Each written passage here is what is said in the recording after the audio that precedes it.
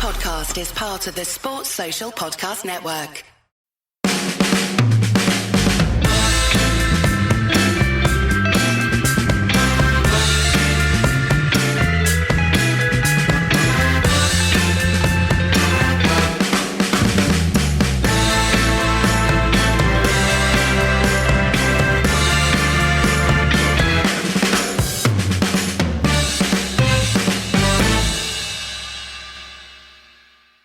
Fun. It's been incredibly fun. I mean, yeah, we are clearly starting a goal down for a lot, but the comebacks have been amazing. Goal down, 2 goals down. Yeah, that game was ridiculous, but I mean, really, to come back and win it in such completely unfussy, dominant fashion was really nice to see, and just absolutely brilliant goals in that Stoke game, and all 3 of the strikers on the pitch getting on the old sheet. Yeah, which is good to see, and I thought actually all 3 of them were very, very good. Rooney, Van Persie and Welbeck, and although I'd say none of them actually really played as traditional strikers, there's an awful lot of flexibility in that formation. It really worked for United in an attacking sense. Once again, the worry will be at the back, and United's pretty open midfield still, allowing pressure to be put on the back 4, and that caused a real problem. I mean, it did indeed, and not so much the defenders defending, as it were, in that first game. Although we'll come back to that with Braga. I mean, Rio was kind of at fault for the second Stoke goal, wasn't he? He was sort of shoved out of the way rather ingloriously. But the defending as a team was problematic, and that midfield duo just not doing the job in the Stoke game. Right, and we've spoken about this before, it's a recurring theme, isn't it? It's very easy just to point the fingers at the back 4, and yes, Rio was exposed for one of those goals. It's not often that he's kind of physically beaten, but I guess as his legs get older and he ages, that might happen more often, or it appears to be happening more often. But I think you're right, it's a team issue, it's a structure of United's midfield, and Ferguson's tried to fix it by playing an extremely narrow midfield at times. That wasn't quite the case against Stoke, but at times in recent matches he's done that, and it allows United to provide a little bit more protection in front of the back 4, and there are of course sacrifices involved with that. It all comes down to the fact that there still isn't the right balance in midfield, and Ferguson's making compromises as a result. Would we have these problems if Paul Scholes and Roy Keane of 10 years ago were in a duo in United's midfield? Would we be worrying about playing a diamond in midfield or playing 3? No, I don't think we would, and we wouldn't have the same defensive problems either, no matter what the personnel in the back 4. No, I mean, the lineup against Stoke, I don't think many people would have had too many complaints about it before the game. Not a particularly experimental formation. Carrick and Scholes in the middle, Rooney behind Van Persie, Welbeck on the left, Valencia on the right, ostensibly. Right. Of course, enormous flexibility in Van Persie, Rooney and Welbeck, as was shown by the fact they kept crossing the ball to each other for spectacular goals. Wonderful, wonderful goal-scoring stuff from United, and to bang in 4 was just sort of weirdly emphatic and great. Three of those goals came from Rooney, of course. He had a bit of a mare with the own goal early on in the match, and maybe he should have done a bit better. It was a slightly questionable one, a decent set piece, but Stoke should never have had that set piece. Scholes with a wild tackle, no need whatsoever for that, really. Well, we've heard that one over the last 20 years, haven't we? So I think Rooney was the first player to score at both ends for United since David Beckham more than 10 years ago. Random stat for you, but yeah, a little bit odd there. But look, fine attacking performance from him. Scholes, not a great defensive performance. It never is these days, and he leaves Carrick exposed as well. And that really isn't trying to say anything negative about either player, because we know how great both Carrick and Scholes are on the ball. And I think Carrick actually does a fine job defensively, but the setup's not conducive to him doing his best job. That is a real problem, and I don't know how Ferguson fixes this. He can keep trying different combinations in the middle and trying to fudge the formation too, but there's going to be a compromise somewhere, because frankly, no matter the numbers, there is a lack of quality there. I mean, I sort of broadly agree with you, but there's a couple of things. First of all, that Stoke game, kind of somewhat freakish, the Stoke goals, both of them. And for the whole rest of the time, apart from that 2 times they scored, we completely bossed the game and destroyed them. 64% possession is a lot, it's a lot for United, isn't it, to have 64% possession across the game. United are increasing the levels of possession generally, so on average over the season it's more than 55%, which is a big number for United, right? So it's not Barcelona-esque, but it's an increase. And in fact, for weird random stats, United has the shortest average pass in the league at the moment. So, that kind of tells you a little bit about the style of football United are playing. But there's too many games where United are conceding, quote, freak goals for it to be a coincidence. Oh, yeah, sorry, I agree. but United are in the position that's happening to them. No, you're absolutely right. There's obviously a defensive problem at United, but I think also that both the Stoke game and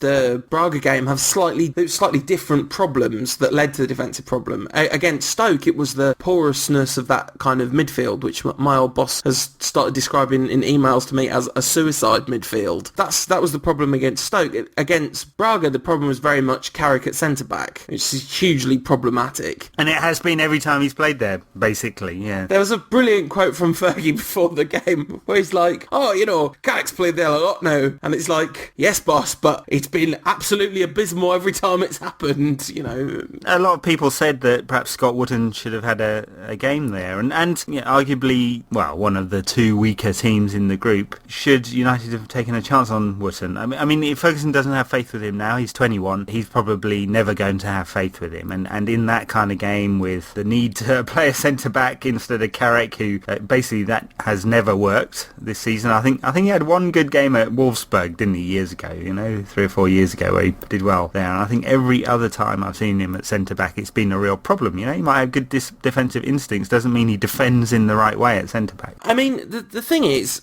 we've talked a lot about the problems that United have experienced in the past week, but it's been 2 wins and 2 great, fun, spectacularly effective attacking performances. 7 goals in 2 games. Goals for all of our strikers as well, because of course after the triple threat show against Stoke, it was Chichi's turn to come and prove that he's definitely to be considered a vital part of this picture. I mean, that game against Braga might be his best performance that I remember, his best all-round performance I can remember in a United shirt. Obviously it'll be remembered for his 2 goals, but his all-round play was phenomenal. His link-up, his strength on the ball, just his ability to bring players into play with his back to goal. Unusual, not the things that you necessarily associate with Chicharito. So ex-Birchie from the beautifully red site put up 5 moments of the week, as he does with every game, and one of them was a wonderful turn from Hernandez on the left wing and a sprint down the wing and then a crossfield ball with the outside of his foot. It's the kind of thing he would really hashed up, I think, previously, and clearly this is an area he must have been working on because, as you say, it appears to have improved somewhat, and I think he kind of has to, right? If competition breeds innovation, then he's going to have to adapt his game, isn't he? Because he's got more serious competition in attacking areas than for many years, or at least the time that he's been at the club. And it's not just the strikers, obviously Rooney, Welbeck and Van Persie, but the fact there are other flexible attacking players around him. Nani's out of the team at the moment, Ashley Young's only just come back, Kagawa is in and out of the team, and he's the only man who really only plays in one position. That makes him more vulnerable, I think, in Ferguson's thinking. So he does have to up his game. Interesting that this week there were a rash of stories about him potentially moving abroad, this time not to Real Madrid, who've been the long-time suitors, but to Atletico, and I wonder whether that was his agent just putting the word out there that he may be prepared to move on if he doesn't get a few more games. Yeah, it would be really good timing to do that because, he's just started to make a shout for himself to be thought of as definitely in the rotation. And Fergie said exactly that. He's given me something to think about. And I'm sure we'll see Chicharito in one of the 2 games against Chelsea, if not making an appearance in both. A word for a formerly much criticised young Manchester United player who has had another 2 phenomenal games and has managed to get through the first couple of months of the season unharmed. Rafael da Silva. His brother might be off fighting British secret agents in Moscow, but Rafael's having a heck of a season. He's really having a great season, his best one for United. I think he's put in these kind of performances before, but it hasn't always been consistent, and as Ferguson said, sometimes he behaved in a rash manner, so he might have had a fine game and then got himself sent off or got himself out of position and conceded a goal. But I think arguably he's United's best defender this season, isn't he? I mean, both in an attacking and defensive sense. There appears to be a new authority about his defending as well. I think he's turning into the kind of defender that we all hoped. Someone had a go at me this week on Twitter for being overly positive about some United players. I mean, that's got to have been the first time ever that's happened. But I think our comments about Tom Cleverley and positivity about Raphael irked this one particular Twitter reader. That's weird. Yeah, that's not normally the problem that you have with people's perception of your comments on football, is it, Ed? I must be getting soft in my old age. Talking of defenders who've made a phenomenal contribution both in attack and defence, probably our second best defender this season has been Johnny Messi, who popped up with another absolutely spectacular goal. Even Leo wouldn't have thought to dummy his first shot attempt in order to thoroughly confuse the defence and let his second one score the goal against Braga. Phenomenal stuff.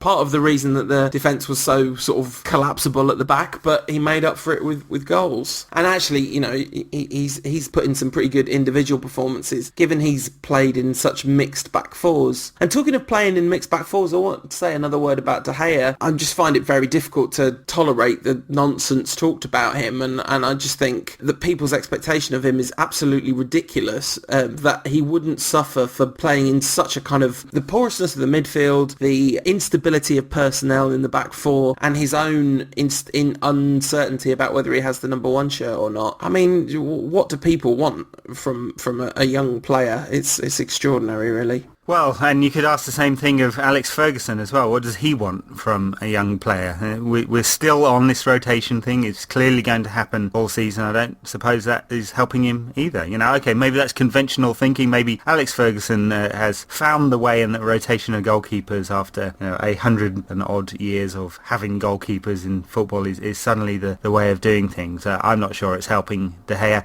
I don't think his performances have been terrible. He looked a little bit uncertain against Newcastle, didn't he, a couple of weeks ago. He still makes the odd mistake. I think he's a young player that's still developing. He is still only 22. He's a player of which there is much hope and potential, but it is still hope and potential. But I think most people recognise that there's a huge amount of talent there, and you've got to foster it in the best way. I've seen some arguments that said this is a good thing. They're bedding him down in some way, and again, I think that's nonsense. He's been at the club over a year now, and as Lindegaard's been at the club over 18 months, so isn't it about time that Ferguson chose? Yeah, absolutely. I mean, it's been a while since we've seen Lindegaard, and he's apparently injured, isn't he? So we may not be seeing him against Chelsea, and then you'd think that the young boy whose name I've forgotten will be the keeper against Chelsea in the Carling Cup, although De Gea of course played the previous Carling Cup. Well, yeah, who knows? I mean, Lindegaard's injury isn't going to be that serious, but I think he'll miss the Chelsea game, so De Gea will play, I guess that'll be a third game in a row, and then I think he'll probably play the Cup game as well, so I'm not sure that Sam Johnson will come in for that one. I mean, it's such a big game.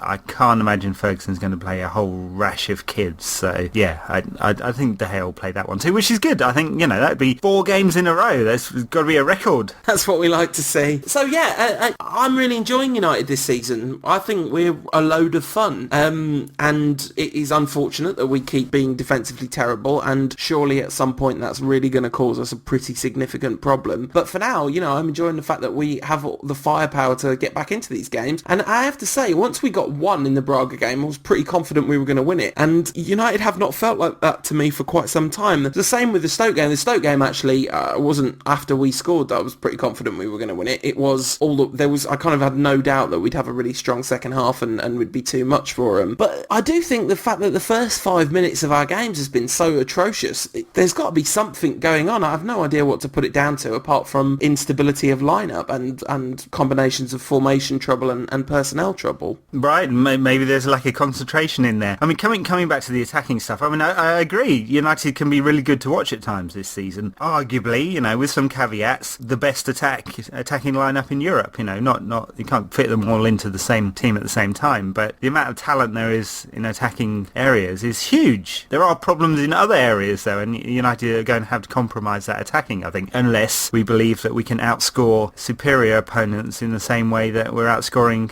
less able opponents. I would suggest that that's not normally a winning formula. No, it's not, and that is problematic. But, to be honest, I would rather support us trying to outscore everyone. And I guess I'd rather we played boring football and won everything, just about. But, I don't know, it's close, if we're going to be competitive in major competitions whilst being ridiculously swashbuckling, then I'm all for it, frankly. And I like the fact that we're trying to change our style, and there's inevitably a kind of period of transition associated with that. And I like the fact that, we've signed Van Persie, and Van Persie was absolutely magnificent against Stoke. There was a period of about 20 minutes leading up to the point at which he scored, where he was just, you know, for that 20 minutes, he was the best player on the planet. Linking everything, his passing was sumptuous, his decision-making was wonderful, and it was just always going to end in a goal. And I am developing a worrying football crush on Robin Van Persie, because I wasn't sure I was going to take to him, frankly. Just, it's great having him around. Right, well, look, he's a player at the very peak of his powers and top of his game. Humorous, this one, and the Arsenal AGM asked why Van Persie was sold. The answer came back that he was sold for footballing reasons. The same footballing reasons that kept Rio Ferdinand out of the England squad. Talking of which, let's forget all this fun football stuff and talk about the serious matter of the week. Alex Ferguson and Rio Ferdinand and t-shirts. I cannot tell you how relieved I was by the outcome of this situation, because there was a period there on the morning after where there were some very frightening things being talked about, and I was slightly scared about what that would mean for the future of the Rantcast, to be honest, Ed. Yeah, I mean, I have to say I was pretty appalled by Ferguson's initial reaction. You know, so Ferdinand hasn't worn the t-shirt. The day before, Ferguson has unilaterally decided that everybody will be wearing the Kick It Out t-shirt. It's quite obvious that quite a few players have a problem with how Kick It Out have managed the two major racism incidents this year. I've got a problem with how they've managed it, and I'm a white guy, so I can understand why a number of black players in the country are unimpressed by how Kick It Out have done it, because they've come across as extremely compromised and unwilling to bite the hand that feeds them. And what's the point of a pressure group if they're so compromised, you know? And that's not to say they haven't done great work in the past, but that's in the past. And right now and here in the present, their summary of the John Terry's 4-match ban, which most people think is extremely lenient, was to say, we note that John Terry has been banned. Right, yeah, that was going to get everyone really fired up, wasn't it? So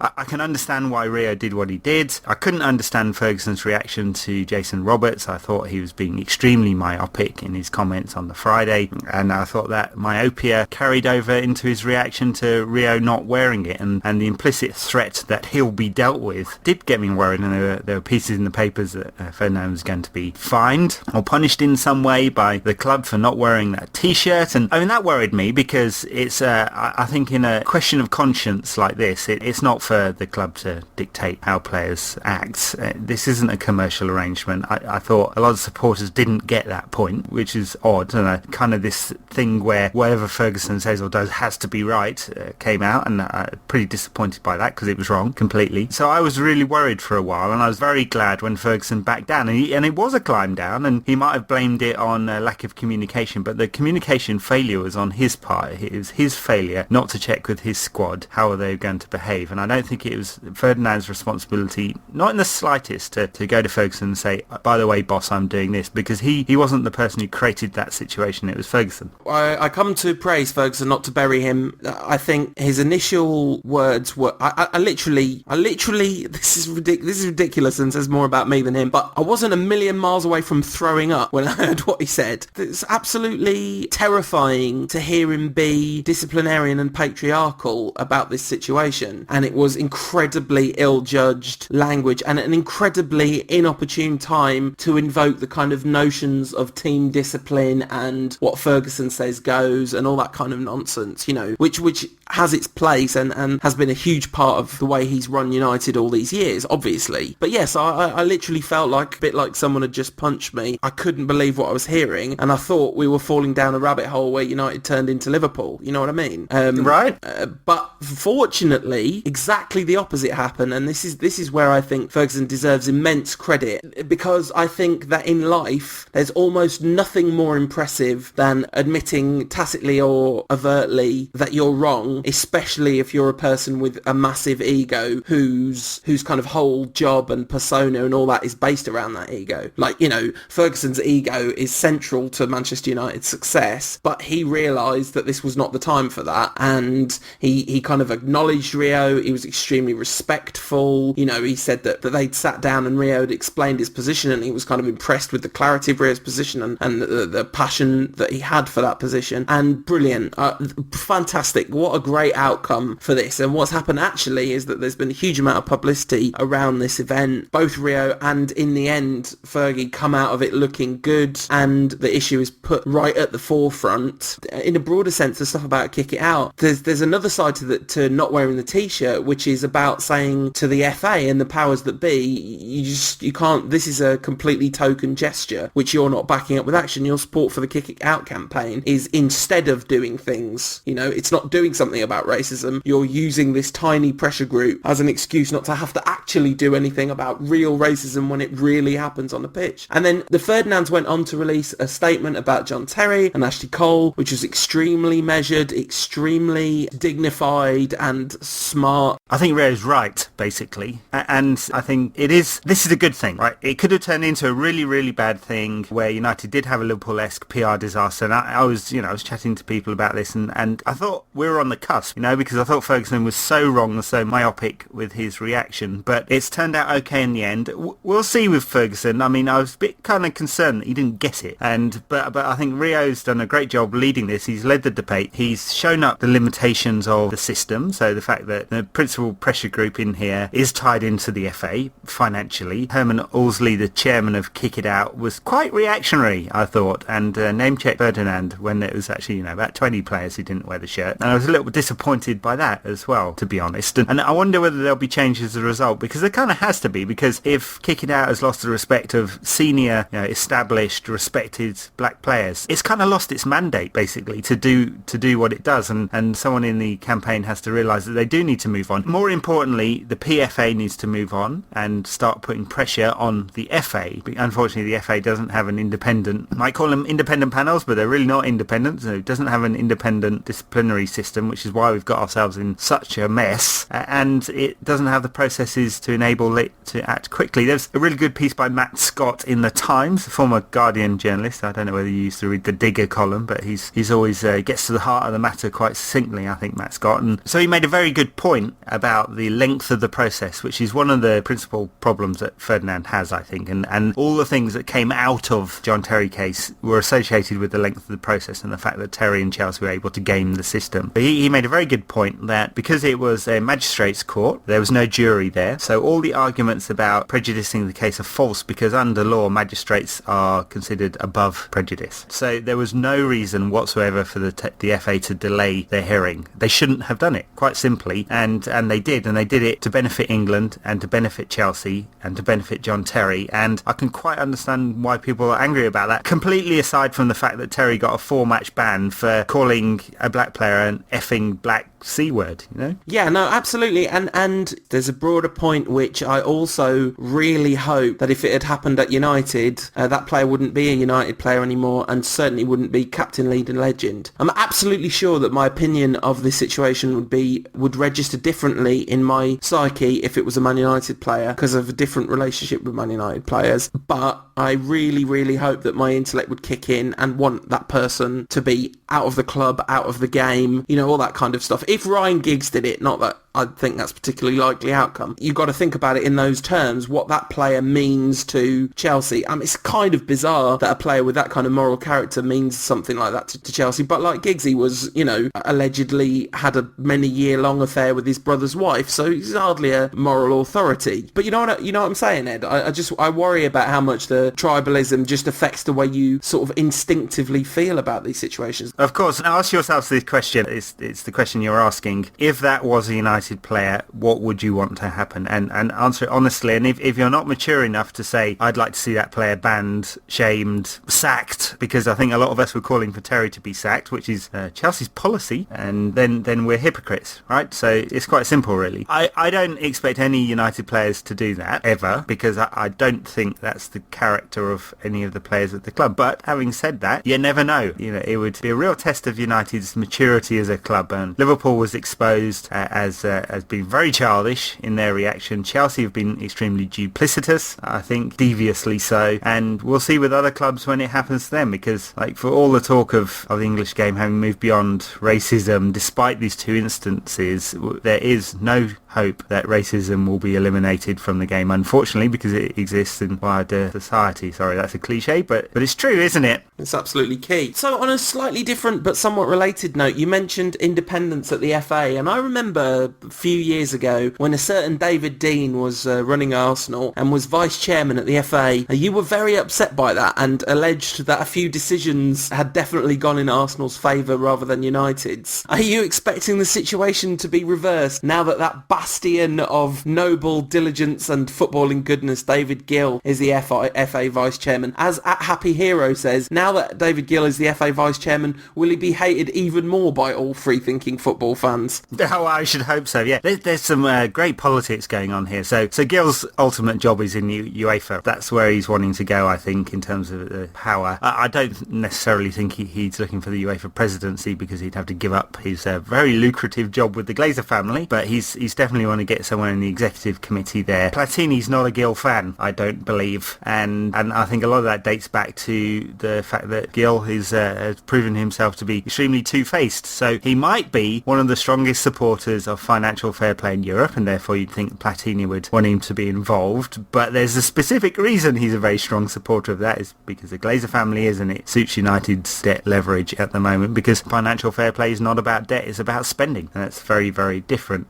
Coming back to the question, will United get any favourable decisions? No, I don't think so. I don't think that's the way the FA works. Yeah, I know we complained about David Dean, and I'm being a complete hypocrite, of course, I suppose it's better that from a purely selfish United point of view that David Gill's in there, maybe I'll have some influence. I'd be really surprised whether a vice chairman would be able to have any direct influence. But, it will add what... I can't believe I'm hearing you say this, Ed. Go find any quotes I've said on the record about David Dean. Yeah, it's all hearsay. Yeah. I mean, obviously it's ridiculous though, isn't it? Forget about the selfish point of view. It's just how the FA can maintain any veneer of independence and then give the kind of most powerful, biggest club in the land's chief executive a job as vice chairman. It's just completely bizarre. Well, look, the issue is not whether it's Manchester United or any other club or anything like that. It's the independence of the regulatory body from the corporations that it's trying to regulate. Yeah, absolutely. So if the chairman of E.ON was on the board of Ofgem, everyone would be crying foul, wouldn't they? So you want industry experts to be in that position, but they have to be independent. They have to be seen to be independent. There can't be conflicts of interest, and that's why the FA isn't fit for purpose in its current structure. Yeah, no, absolutely, no question about that whatsoever. And David Gill is probably a baddie. I think we can all agree about that. Although some people don't. Some people are like, why does everyone always have a go at David Gill? Check the record, because he said that leveraged debt is a disastrous cancer on football clubs, and then wholeheartedly threw his support behind the Glazer regime, and everyone was like, oh, if it was your job, you wouldn't give it up. I'm like, no, I definitely would, actually. I would go and get another lucrative job because I could just walk into one because I was David Gill. You know what I mean? It's ridiculous. Talking of things that are ridiculous, how about some Twitter questions? No? Anyone? Are you with me? Tumbleweed. At the Stretty Ender asks a very interesting question. Why do people have a problem with kids counting down at half-time and full-time? They're the future supporters of the club. Anyone who dislikes it needs to kick up the backside. Leave the kids be. I'm with you. They're kids. It's all right, Yeah, I can tell you when it's kids, when it's organised counting down, then I can't abide it. I know when a game starts, and I'm pretty sure I know when a game finishes as well, because, that thing that the referees put in their mouths, and it goes peep, that kind of tells you when it's happened. Just not touching that last sentence with... Anyway. No, and also it's completely... The only thing I don't like about it is counting down to 90 minutes is redundant because there's injury time in football, so you're really counting down... It's very arbitrary what you're actually counting down to. I have no problem with the kids. I quite like it when you hear a little... United! It's good. It's sort of heartwarming in a weird way. And frankly, quite often they outsing the rest of the crowd. So, Although, gorgeous to see the return of Ferguson's Red and White Army. It's been so long and it is back with a vengeance, isn't it? It's still a fine song. Not very creative, but, it generates a brilliant atmosphere, I think. And on another point, I'm a bit disturbed about your love of the kids. In today's media landscape, Paul, we have to watch out for broadcasters with that kind of tone. I think there should be an inquiry about this. See, it's unacceptable. It's the death of innocence. That's the problem, isn't it? I think we should do the BBC and investigate ourselves. All right. Well, I've done it and I'm clean. So there you go. I've heard you're quite good at investigating yourself. Now, let's move on, shall we? I'm really upset by the tone that this conversation has taken. So someone with a Twitter name, Sir Alex, let's just check, at George Penny 16, not sure it's actually the real Sir Alex, says, why haven't we sold Nani? Play Bebe instead, not even joking. Because Nani's really good. He's just having a bit of a problem at the moment with finding the part of himself that's really good at football. Yeah, although some bizarre quotes from Nani this week, including the one that was, only God knows where my future lies, which he borrowed from Cristiano. Another thing he borrowed from Cristiano, just a bit, lightweight. And Cristiano came across as sincere when he thought that only God knew his future. Well, ish. He meant only God knows my future and that I'm definitely going to Real Madrid, unquestionably, but then when I leave, you're all going to miss me. We were singing, when we were losing to Stoke, we were singing Viva Ronaldo. And I know this is on the subject of hypocrisy. If it had been Cantona that we were singing about, I would have no problem with this whatsoever. But I think that's because Eric's not playing anymore and retired at his peak. He didn't leave us for another team for his peak. It just always feels like we're singing, oh, Viva Ronaldo. I wish he was here. He could make everything all right again and we'd just definitely win all our football matches again. Viva Ronaldo. It is a lament. It is, that's it, exactly. It's the Viva Ronaldo lament. When we're winning, no problem with it whatsoever. Then it's just the celebration of an ex-player. That's fine, no problem with that. Talking of United chants, Awate has asked us to mention on the Rantcast that Chicharito's song should definitely be the one based on Let It Be, and I agree with that. We've been asked by @xBirchie if we had to choose a band to make a Rantcast musical special, who would it be? I don't know, but I quite like the idea of Rantcast on Broadway. Rant, the musical. Yeah, that'd be good. I think I'd go with the Roses. Get the Stone Roses to do it. I think it should be that Dutch rap band I put on the Rantcast a couple of years ago. I think it should be the Bossa Nova band you saw whilst you were hanging out with Eric Cantona. Yeah, I wouldn't exactly call it a band. It was a very fat lady and some old guys. Sounds like a band to me. My favourite Twitter question of the week comes from @NoHeroesHere. He says, if you were stranded on a desert island, and which member of the 1999 squad, other than Roy Keane, would you want to be stranded with and why? I like the way you have to get rid of Roy Keane because obviously two things about the Roy Keane thing. On one hand, I get it. Yeah, he's clearly the person that's most likely to save both of your lives. But isn't he also the person that's most likely to kill and eat you to preserve his own survival? Yeah, I don't know how to answer that question now you've brought up the subject of cannibalism. Yeah, we all the cutting edge issues here on Rantcast. Maybe Schmeichel, because he's a beast. He could probably swim the Pacific, couldn't he? Yeah, no, that's quite a good one. I wonder whether I would just have to pick Scalzi, because if you need a coconut, what you do is you just get like a rock or something and get him to kick it at the coconuts and then they'll definitely fall down. So that would be good. And then I think it might be quite fun to hang out with Dwight York for ages. I think, he might be quite a good laugh in that situation. On a desert island, yeah, he'd find the local party. I quite like playing poker, so Teddy Sheringham would be good, because he's a pretty good poker player. Very good. On the subject of players and their slightly quirky habits, Wayne Rooney has endorsed Barack Obama for the US presidency. So, politics we like to cover a little bit here on Rant, and apparently so does the United squad. Rooney watched all the debates and has decided Obama's his man. Yeah, absolutely. I promised that I wouldn't sing on this week's Rantcast, but if you just excuse me for less than 30 seconds. I saw my mate the other day, he said I'd seen the third debate, so I asked who will win. He said definitely not Mitt Romney, Wayne Rooney, he's not gonna vote for Mitt Romney.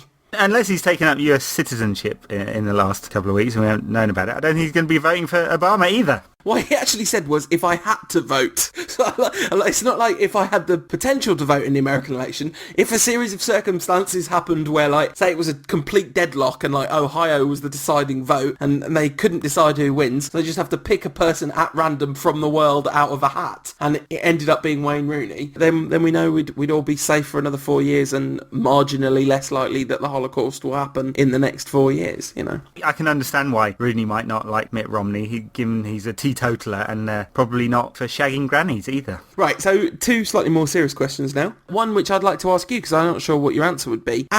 Brandon Ulrich 2 has asked us what our favourite book is about United. I think my favourite United book, I can't remember what it's called, but it's like The Manager's Diary from the 94-95 season. That was pretty good. They don't do them anymore, but they used to do them every year for a little bit. And it's just Fergie's thoughts on a week-to-week basis about the way the club's going. And it's actually quite insightful for a football book, although it's obviously fairly whitewashed, but still. And obviously Keane's autobiography. Keane's autobiography is pretty good. I've been thinking about this for a little while, and I can't think of a good United book at all. Jim White's Manchester United The Biography is a decent history. A couple of my favourite sports-related books, I think. They're not really United-related. They're Bill Bufford's Among the Thugs, which is really outstanding look at hooliganism. Definitely recommend that. That's from around about the 1990s. And, sorry to say it, but I really liked Moneyball as well. I thought that was an excellent book. Before all the hype and the ridiculous association with Liverpool and all of that. That's another one from the 90s, which is a very good study for you stats nerds, which includes me. Yeah, and Why England Lose, reprinted as, well, originally printed and then reprinted again as Soccernomics, is an excellent general football book. Actually, I have to say I'm really excited about reading Man United. It's called Best 11 Manchester United. It's available on Amazon from @SamPilger. There's an excerpt on it that Scott from the Republic of Mancunia linked to from the By Far the Greatest Team blog, which I think Scott's connected to. And yeah, so it's an extract on the Keane chapter. It's brilliantly written, a really interesting look at Roy Keane. So I'm planning to buy that for $3.99. I'll report back to you in a few weeks whether or not that has become my favourite book about United. Right. This Is the One by Daniel Taylor was very good about Ferguson, the book that got him banned from Old Trafford. Funny thing was that Ferguson has never read the book, but banned him anyway. And it's really not that salacious. I wouldn't exactly call it a love story, but it's not that far off. Liz Worsley asks, do you think Kagawa looks like a good buy, given that Rooney's playing so well and that T-Clevs is trying to prove himself? Well, he's become a squad player at the moment, Kagawa, and I think we hoped at the start of the season that he'd become a bit more than that and be a real star. But a part of the issue here is Ferguson's tinkered with the tactics so much. So if United had played that 4-2-3-1 that it looked like we were going to play all the way through, then Kagawa in the hole made a lot of sense. But I think we talked about it before. It was always going to be 2 into 3 slots there, and we pondered whether it might be Rooney or Kagawa that'd be sacrificed. Didn't necessarily think they'd be sacrificed out of the team altogether, but one of them might be pushed left, and it seems that Kagawa's in and out of the side at the moment, and the diamond might suit him. I think he's just not going to be used in the most effective way if he's not at the point of the diamond, and he's not going to be the player through which all the play goes. So he's still a good buy. He's young, seasoned, bedding into English football is not a disaster, but unless Ferguson uses him in the right way, we're not going to get the most out of him. I completely agree with that. I still think there's a huge amount to come from him, actually, and I said that at the beginning of the season. You had a go at me for it. Yeah, no, I that exact phrase. I thought he'd had a really excellent game in that game. Let's not have an argument we had about 4 times at the beginning of the season. Rough Estate Mate wrote a really interesting piece on football blog, which is Nobody Likes a Smart Arse.tumblr, I think, which is just about her love of Shinji Kagawa in terms of the potential that he offers of something exciting being just about to happen. There are 2 games in the week coming up, and we ought to look at those before we close down the show for the week, and they're both against Chelsea, so shall we preview them as a double header? It's a bit like baseball, isn't it? It is. It's exactly like that. We got a series coming up against the Blues of London. Chelsea are in town, or rather, we're in their town, for 2 fixtures back to back. One in the Premiership, and the second in the Capital One Cup. That second one must be the most important, because it's got the most impressive sounding sponsor. Sorry, I don't know what happened. I just stepped away from the microphone and there's some American dude here. Anyway. You got to take the Ritalin more often, Paul. You have to evenly space it out. I'm really concerned about the first of these 2 fixtures. I don't care very much about the second one, but if I did, I would be quite concerned about it. Concerning because Chelsea are playing okay at the moment, aren't they? And especially in an attacking sense, they've got so many options, and that could be a bit of a problem for our somewhat leaky defence. It'd be interesting to see what kind of formation Ferguson goes for, and whether United are open and go for it, whether he plays the diamond again and tries to play really, really narrow in order to try and close it down. Could be an issue because Chelsea can provide quite a bit of width if they want. I can understand why you might be nervous about this one. It's going to be a real tough fixture. Yeah, absolutely. I mean, there is the potential that this could be about 26-25 this game, couldn't it? Talking of American sports scorelines, because United and Chelsea have both been devastating going forward and slightly shaky looking at the back. David Luiz and Gary Cahill, not the world's most solid centre-back partnership, but they have got such ridiculous attacking talent. Hazard, Oscar and Mata, the 3 of them. I mean, that's 3 number 10s. That's one number 30, basically. That's what they've got there. It's frightening stuff to come up against. And I mean, it's almost mathematically impossible for this game to finish 0-0, I think. Well, of course, it's going to finish 0-0, isn't it? Because that's just what happens. Yeah, there's a remarkable similarity, I think, not just in the way they play, the two teams play, although, it's not far off this season, but I think in terms of strengths and weaknesses as well. So Chelsea got loads and loads of strength in attacking areas. So there were so many attacking players, so many players who can be really flexible and play in lots of different positions. It's kind of mirrored by United there. Chelsea's weakness is definitely in central midfield. They have a problem there, and they can't get the right balance. Lampard's out and waning anyway. Mikel's rubbish, and Ramirez has played in central midfield a couple of times. He's not really a central midfielder, so they are struggling to find that right kind of balance and to try and fit Hazard and Mata and into the side in the right way. I mean, they've scored a lot of goals and got a lot of assists, those two as well. So and then at the back, I think you're right. Gary Cahill and David Luiz, both decent players, aren't they? And they're both great going forward and attacking as well. Cahill's scored some stunning goals already in his Chelsea career, but they will be found out at the back. Just depends on how United set up. In games like this before, when we felt a bit nervous about an opponent, it's partly, I think, that nervousness has come down to the fact not just the quality of the opponent, but how Ferguson might approach the game. And if United go there with a slightly negative mindset, it almost sets the tone for the game. But one thing that might suggest that Ferguson won't do that is Park's no longer at the squad, so he can't play his favourite defensive attacking midfielder in there. Well, I was just going to say, unless he reaches out across West London and tries to get Park on loan for one game, we don't really have too many options of playing super defensively. I mean, you play Darren Fletcher, Paul Scholes and Michael Carrick in the centre of midfield. It's about as defensive as we can possibly get, really. Unless he plays 4 centre-backs and 2 full-backs or something. I think he's just going to go for it, because I think he knows that we don't have the personnel to contain them, but we do have the personnel to cause them problems. And, I really do think this game should be a very high scoring, or certainly a large number of chances are going to be created in this game, and I think it's going to come down to extremely narrow margins, because as you say, it was such evenly matched sides, both in terms of strengths and weaknesses. So it's huge, but I don't think the season hangs on this one, because I think the narrative of Chelsea, and indeed our season, is still very much in the balance. The Christmas period and all that kind of stuff, and then of course, it's such early days. If we lose, it's not a disaster. No, it's not, but it would be a 7-point gap, and that's it's significant, but not decisive by any means. So it will come down to the details, as always. Maybe a piece of brilliance or two, goalkeeping error or great save. And of course, the corresponding fixture last season, De Gea pulled off arguably the save of the season, didn't he? So to keep United in it very late on, and that was a 3-3 draw and a great comeback from United. So can we keep the concentration going to not concede in the first 10, 15, 20 minutes? Wouldn't that be a massive bonus to keep it nice and tight for 20 minutes? Brilliant Twitter question this week from @Maz_man_UTD,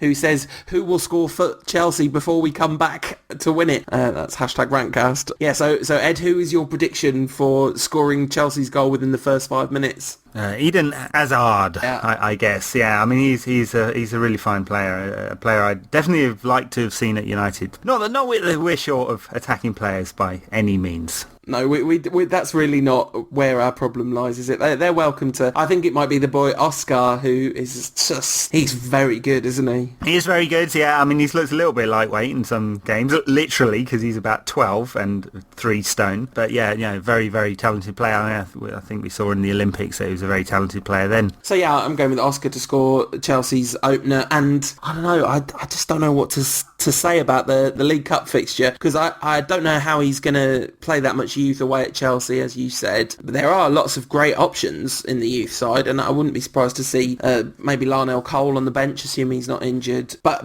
if we do want to progress in this competition, which I guess Fergie probably will want us to, because it will give him a chance to play some of those youth teamers if we get like a home draw against a weaker side. But it's basically the worst draw we could have had, isn't it? Well, it is, yeah, top team, and they do tend to play quite a strong side in the Capital One Cup as well, Chelsea, so it's going to be a tough fixture in that one too. I wouldn't expect United will play a whole rash of youngsters. I think basically anyone who's not in the Premier League game will probably end up in the Carling game. There'll be quite a lot of changes, I think, because don't United play Arsenal the week afterwards in the Premier League, so that's definitely the priority rather than the Capital One Cup. It's the Milk Cup, and I'll hear no one call it anything else. Well, what about the Rumbelows Cup? That was pretty good. Oh, that was great, man. Imagine if, like, I don't know, we should, if I was a really, really eccentric mega billionaire, I might just sponsor it for a season to call it the Rumbelows Cup again. Rumbelows is such a low rent sounding brand, isn't it? You know, anyway, this one could rumble on forever.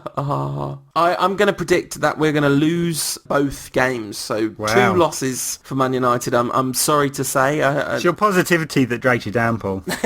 I'm very positive about us being okay. I think we're going to win the league, but I think we might lose these 2 fixtures. 2-1 to Chelsea, and then maybe even 3-1 to Chelsea in that next game. And then we're going to come back with a win the following week. Right, well, I'm going to predict a 2-2 in the Premier League, and I think Chelsea will win the Carling Cup game because I think they're probably more likely to play a stronger side. So I'm going to say 2-0 to Chelsea in the Carling Cup. Capital One Cup! Capital One Cup. Get the branding right, Ed. You see, what we need is a diktat out to bloggers saying, you know, you must call it the Barclays Premier League. You must call it the FA Cup, sponsored by whoever the You must call it the Capital One Cup. Yeah, or we could just agree to just call it the League Cup and let the sponsors, you know, not get the satisfaction of us naming their brand every time we mention the competition, which is what they want. It is. On the basis that we do not call it the Barclays Premier League, we'll just call it the League Cup, shall we? Okay, League Cup, FA Cup, Premier League. I don't even like the Premier League. Let's just call it First Division, shall we? Yeah, the league title. All right, there you go. And old school at the rant. It's not the FIFA World Cup, it's just the World Cup. All right, and the European Cup. There you go. It's old school for the rest of the season on this show. Kick branding out of football. Well, talking of which, fantastic banner at Ajax this week. Against modern football, it said. Love it. Love it.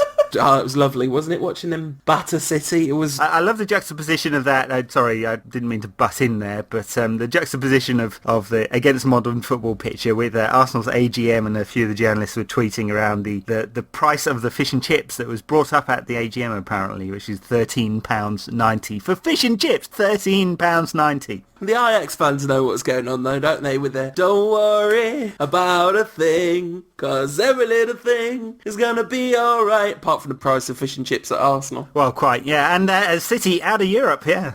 Well, not quite, but it looks like 1 point from 3 games. Poor odd City. And you see, money doesn't buy you everything. It certainly doesn't buy you happiness. We know that to be true. What does buy you happiness though is Chicharito smiling as he scores a last minute, well, not last minute, but a comeback winner against a lowly opposition. And it's really interesting. We sort of march on in the Premier League just within touching distance of Chelsea, and we're top of the group in Europe, and it's all been a bit chaotic so far this season. But as I said right at the beginning of the show, I am really enjoying it.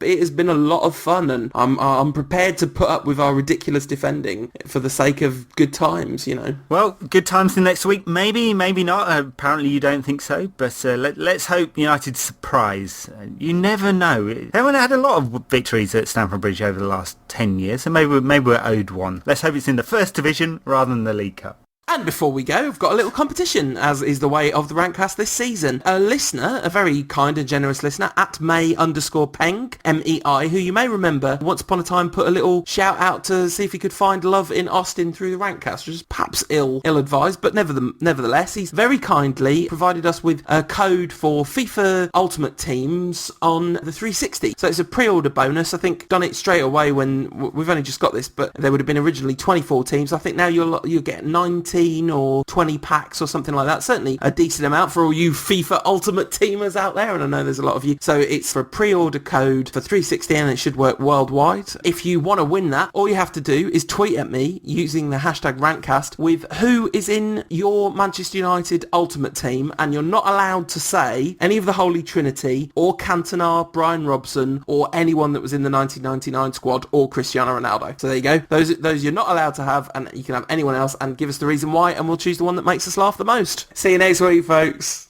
See you then. This podcast is part of the Sports Social Podcast Network.